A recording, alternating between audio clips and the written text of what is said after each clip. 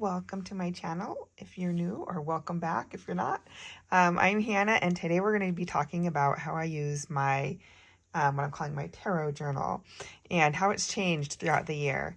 So first of all, I got this beautiful book from the Happy Planner and also these purple discs, and I'm not normally a purple girl, but it was just so pretty together that, yeah, I've kind of been into purple a little bit this year. But, so also a little background, I just kind of started teaching myself tarot over the past year, and really it kind of grew out over that didn't come out right.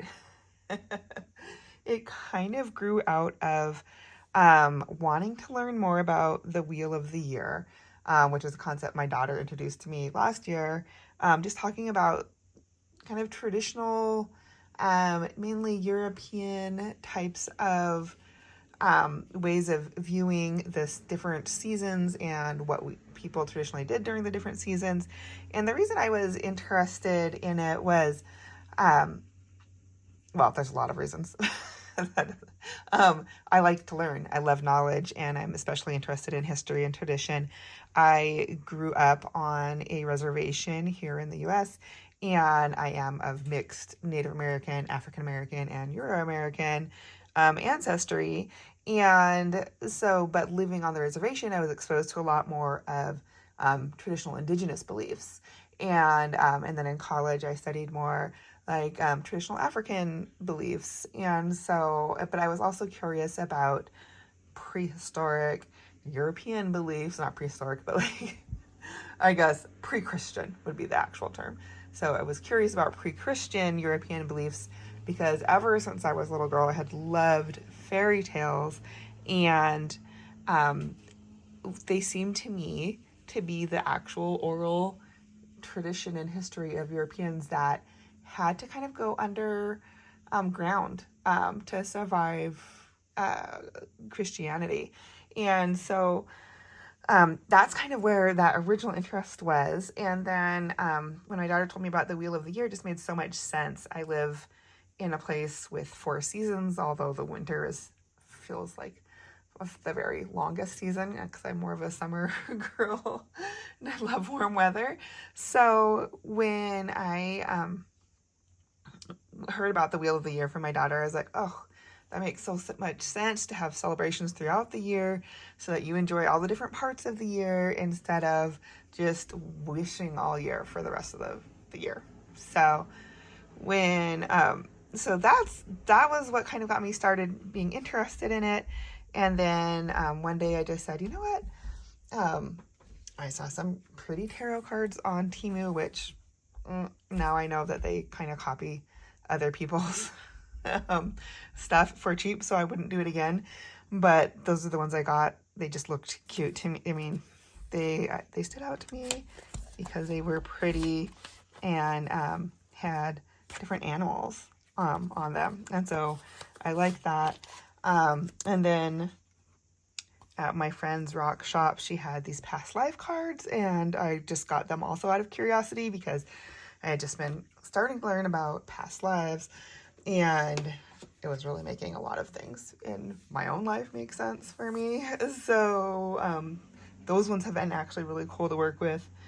And then my aunt had just made these amazing ancestor wisdom cards that she used pictures of our ancestors and little stories about them.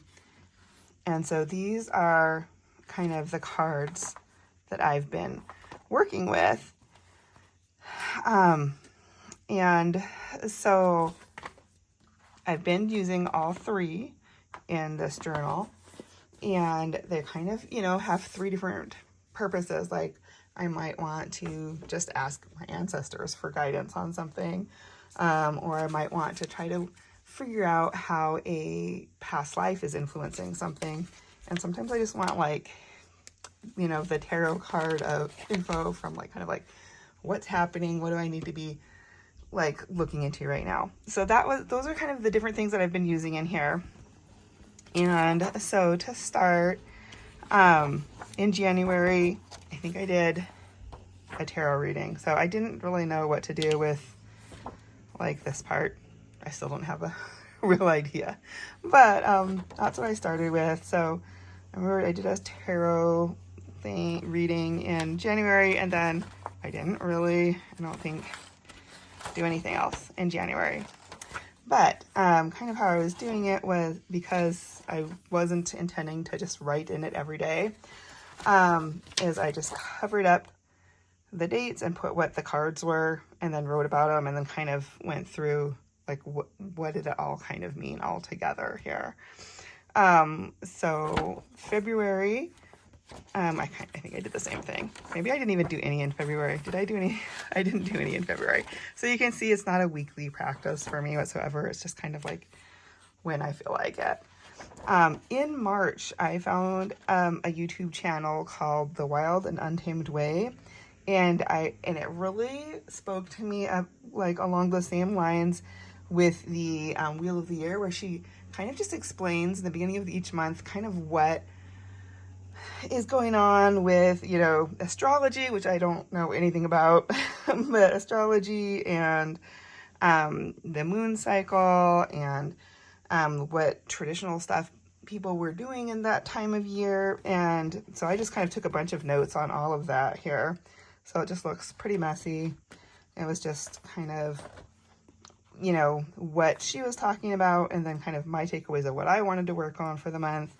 And I loved it. Did I do any? Oh yeah, I did do some past life card ones in March, and it was really cool and helpful as well. And I think I also did a tarot one. So I did more in March. And then April, again, so after I discovered that channel, the YouTube channel for the Wild and Untamed Way, I was like, ooh, I'm going to do this in the beginning of every month and just write about what kind of magic is happening that month and what my priorities are during that month. Like, for example, in April, she's talking about how it's a slow magic and everything's just starting to stir, and it's soft movement, month of things emerging, and which is really, for me, helpful with myself wanting to, you know, think about new beginnings and planting the seeds of the next steps of my journey. So that was really cool. You can see my notes all over it for what was happening the month. I did an April Fool's reading, and also like I had seen a different video about a portal on 4/4, with just asking questions about what's falling away, what's rising in me, what am I prioritizing, not prioritizing. And so just, I think that's all I did in April. And then May, I kind of had migraines all month. In May, I don't know that I did much.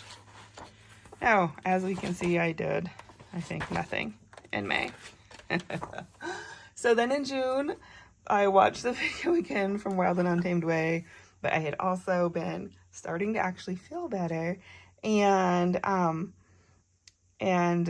kind of was feeling like a little bit more clarity. And so I was like, and just wanting to decorate. So this one I actually decorated. And then, like, instead of just having my notes be all over the place, I decided to put little boxes and then take my notes in the boxes. And then, of course, I just put a bunch of stickers because I love stickers. And it just kind of helped me to sort it out more. Like, when I was just putting notes all over, that just looks too messy for my brain. I would have to like reread the whole thing and make notes on it, or like remake notes on it. So this way I just kind of was able to take different parts. Like, she did talk about like a 6/6 portal, talking about what kind of magic was happening in June.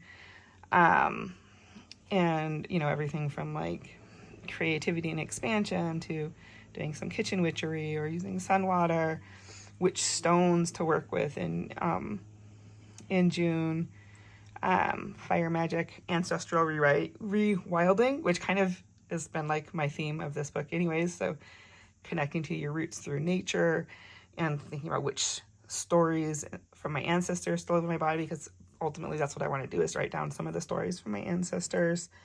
Um, so yeah, it was kind of fun. It made it easier to kind of like look at. And so when I'm working with the month now, and I just kind of put the notes everywhere, but I did write like some of the things that were happening, like the 6/6 portal, midsummer and solstice, Juneteenth I got highlighted here. So Father's Day, some of the things that are happening in the month are in there, but mostly it's just notes. And so I love how this turned out. So I'm going to keep doing this for the rest of the year. And I think it'll help me to remember throughout the month to use my journal, because I'll be like, oh yeah, I do want to really do a meditation this week. So I already went ahead and decorated for this week.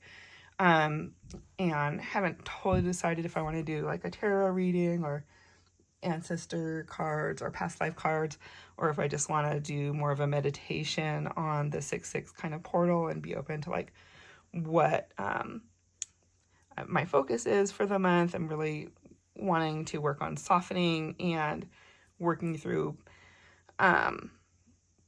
like past hardships or whatever that left me kind of hardened, and so wanting to soften that up. So that's how I'm using it. And so I'm hoping that having it be just a little bit more organized like this will help me make sure to work through it in the different weeks, because I do want to learn, like focus more on some of these different things.